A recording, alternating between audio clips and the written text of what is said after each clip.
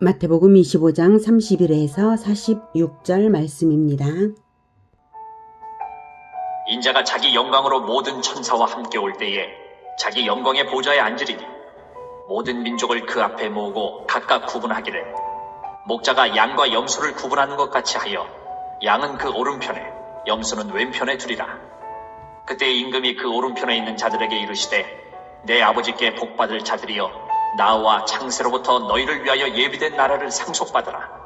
내가 줄일 때에 너희가 먹을 것을 주었고 목마를 때에 마시게 하였고 나그네 되었을 때에 영접하였고 헐벗었을 때에 옷을 입혔고 병들었을 때에 돌보았고 옥에 갇혔을 때에 와서 보았느니라.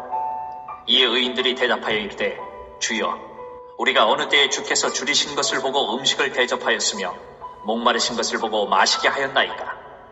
어느 때에 나그네 되신 것을 보고 영접하였으며 헐벗으신 것을 보고 옷 입혔나이까.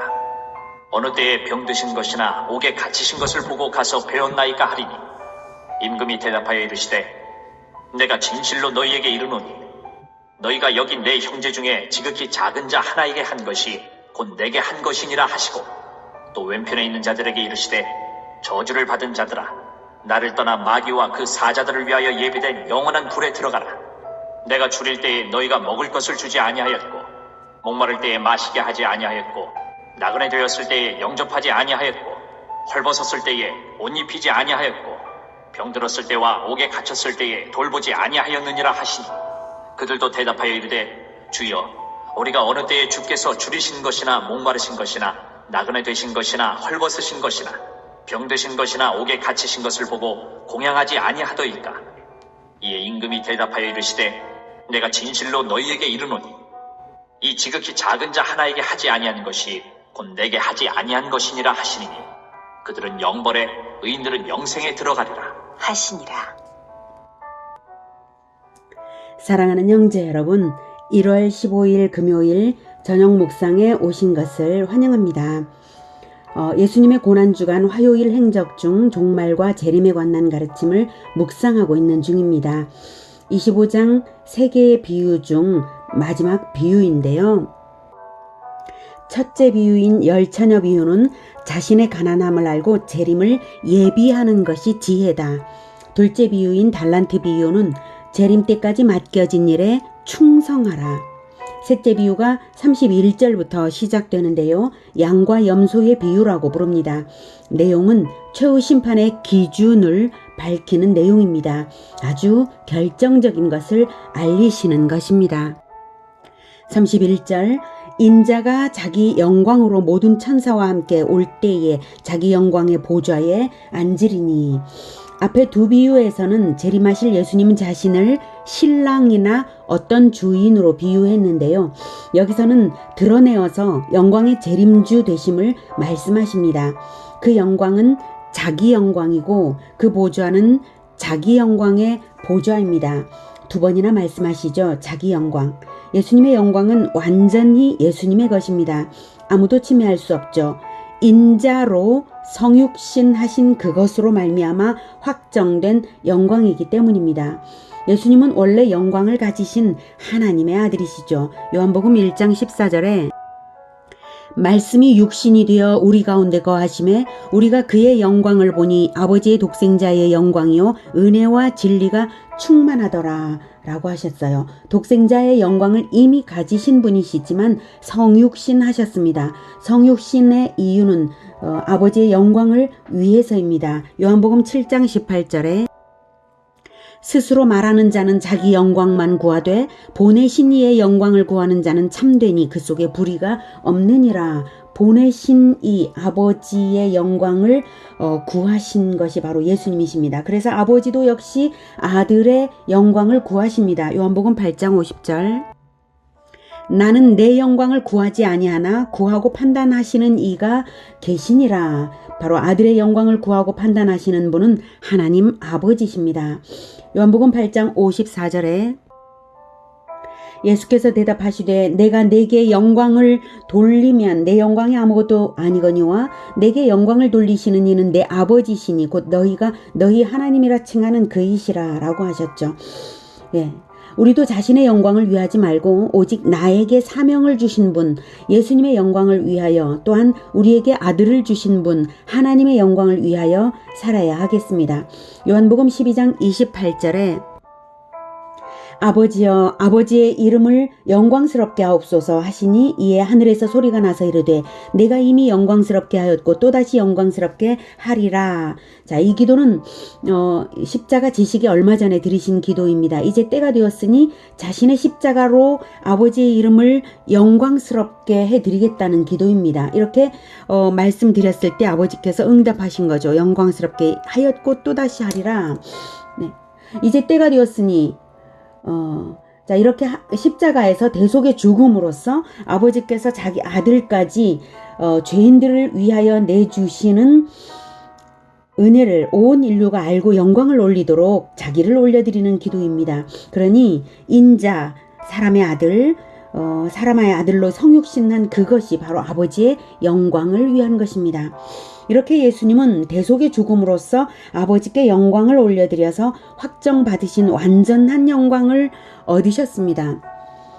그 증거가 부활이고 승천입니다. 그리고 마침내 자기 영광의 보좌에 앉을 일이 재림 때에 있을 일입니다. 32절 이하는 최후의 심판 장면이죠. 32절 모든 민족을 그 앞에 모으고 심판의 대상은 모든 민족입니다. 과거로부터의 전 인류적 심판입니다.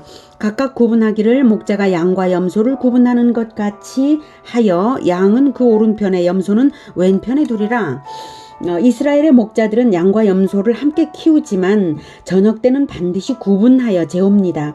함께 키우는 이유는 염소의 난폭한 성질을 이용하는 것인데요. 겨울에 먹이를 공급할 때 양들만 있으면 한꺼번에 몰려들어 압사할 위험이 있는데요. 염소들이 섞여 있으면 방지가 됩니다. 양들을 흩어놓거든요. 또 이리가 침범할 때에는 염소가 반항을 해주어서 양들을 보호할 수 있는 이점이 있었습니다.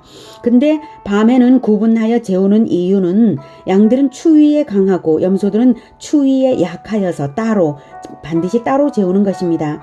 이러한 목축 습관이 있으므로 이스라엘 사람들은 이 비유를 들을 때에 선명한 이미지를 그려서 마지막 때까지 소위 성도라고 불리는 두 종류의 사람들을 함께 있게 하시는 이유도 알아차리고 최종 구분이 있다는 것도 분명히 알게 됩니다. 34절 그때에 임금이 그 오른편에 있는 자들에게 이르시되 내 아버지께 복받을 자들이여 나와 창세로부터 너희를 위하여 예비된 나라를 상속받으라. 자, 임금은 물론 심판주 예수님이시고요. 내 아버지께 복받을 자들이여, 하나님 아버지께서는 우리에게 복을 주시기 위해 창세로부터 우리를 위하여 예비하셨습니다. 복을요. 참으로 은혜입니다.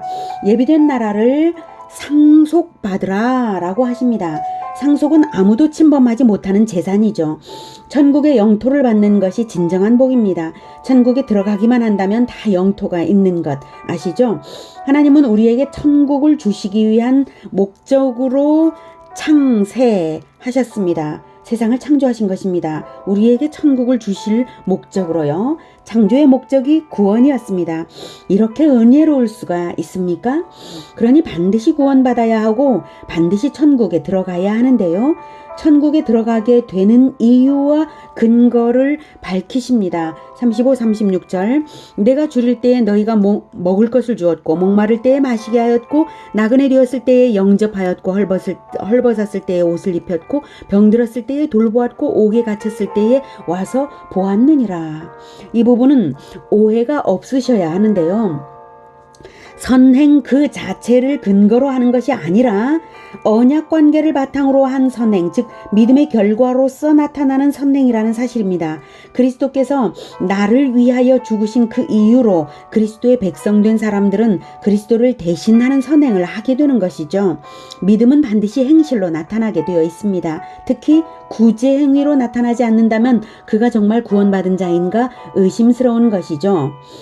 야고보서 2장 26절은 영혼 없는 몸이 죽은 것 같이 행함이 없는 믿음은 죽은 것이니라. 이렇게 말합니다. 그런 의미에서 행위로 나타난 믿음을 보고 구원을 예수님께서 최후의 심판에서 선언하신 것입니다. 그래서 내가 줄일 때에, 그리스도께서 줄일 때에 라고 말씀하신 것이죠. 믿는 자의 행위는 모두 그리스도를 위한 행위입니다. 37, 38, 39절 이에 의인들이 대답하여 이르되 주여 우리가 어느 때에 주께서 줄이신 것을 보고 음식을 대접하였으며 목마르신 것을 보고 마시게 하였나이까? 어느 때에 나그네 되신 것을 보고 영접하였으며 헐벗으신 것을 보고 옷 입혔나이까? 어느 때에 병드신 것이나 옥에 갇히신 것을 보고 가서 배웠나이까? 예, 의인들 즉 믿는 자들은 재림주의 심판 이유를 액면 그대로 듣고 의아해하는 것이죠. 예수님을 육안으로 본 적도 없고 만나본 적도 없는데 이 무슨 말씀이신가 하고 묻는 거예요. 그래서 임금이 예수님께서 대답하여 이르시되 내가 진실로 너희에게 이르노니 너희가 여기 내 형제 중에 지극히 작은 자 하나에게 한 것이 곧 내게 한 것이니라. 예, 믿는 자의 모든 행위는 예수님을 대신하는 행위이고 예수님을 위하는 행위이고 예수님께 하는 행위입니다. 아주 작은 행위일지라도 그렇습니다. 언약 관계를 바탕으로 한 행위가 나타나게 되어 있다라는 것이 그 의미입니다. 믿음의 행위입니다. 그런 의미에서 내 형제 중에 그리스도의 형제 중에 지극히 작은 자 하나에게 한 것이라고 말씀하신 것입니다. 꼭 작은 자라야만 하는 것이 아니고요. 그렇게 작은 행위들까지도 다 심판을 위하여 헤아리신다는 것입니다. 특별히 통용은 가장 일반적이면서도 중요한 믿음의 행위인 것이 분명합니다. 초대 예루살렘 교회로 회개하여 들어온 사람들에게서 나타난 회개의 증거들은 통용으로 나타났습니다. 사도행전 2장 44에서 47절을 보면 믿는 사람이 다 함께 있어 모든 물건을 서로 통용하고 또 재산과 소유를 팔아 각 사람의 필요를 따라 나눠주며 날마다 마음을 같이하여 성전에 모이기를 힘쓰고 집에서 떡을 떼며 기쁨과 순전한 마음으로 음식을 먹고 하나님을 찬미하며 또 온 백성에게 칭송을 받으니 주께서 구원받는 사람을 날마다 더하게 하시니라. 초대교회의 특수한 상황이라고만 치부할 수 없는 것입니다. 재림주 예수님의 분명한 근거 제시가 내가 줄일 때에 나그네 되었을 때에 이런 것들이 전부 어느 것 하나 재정과 무관한 것이 없습니다. 실로 회개는 지갑이 회개해야 진짜 회개라는 속담이 틀린 것이 아닙니다. 그래서 목사는 성도들에게 통용과 자선을 적극 권해야 하고 성도들은 순종하여 자기 힘대로 실천해야 합니다. 교회의 재정 정책으로도 헌금의 일부를 구제와 교육과 선교에 넉넉히 사용해야 하고 아끼는 마음을 가져서는 안 되는 것입니다. 하나님께서 채우실 것을 믿고 가진 것 안에서 하는 것이니 부담스러울 것도 없습니다.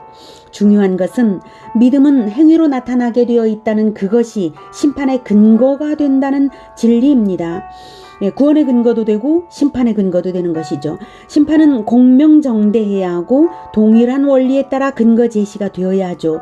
그래서 예수님이 멸망당하는 사람들에게도 선언하십니다. 41절 또 왼편에 있는 자들에게 이르시되 저주를 받은 자들아 나를 떠나 마귀와 그 사자들을 위하여 예비된 영원한 불에 들어가라. 상상하지 못할 좋습니다. 심상이 넘어가지 못할 말이 나를 떠나입니다. 지금까지 왼편에 있는 사람들은 자기들이 예수님 편에 있다고 생각하고 있었지만 그들은 착각하고 있었던 것입니다. 그들은 마귀와 그 사자들 편에 있었으므로 마귀와 그 사자들을 위하여 예비된 영원한 불에 들어가는 것입니다. 육신이 교회에 출석을 하고 있다고 하여서 다 예수님 편이 아닌 것입니다. 이들이 저주를 받은 자들인 것을 생각해보면 23장에서 7번이나 화 있을진저라고 저주를 선언하신 것을 기억나게도 합니다. 42에서 45절은 공명정대하게 동일한 원리를 적용하여 행위에 따라 심판이 선언됩니다. 그 원리는 마태복음 7장 12절에 공지하셨습니다.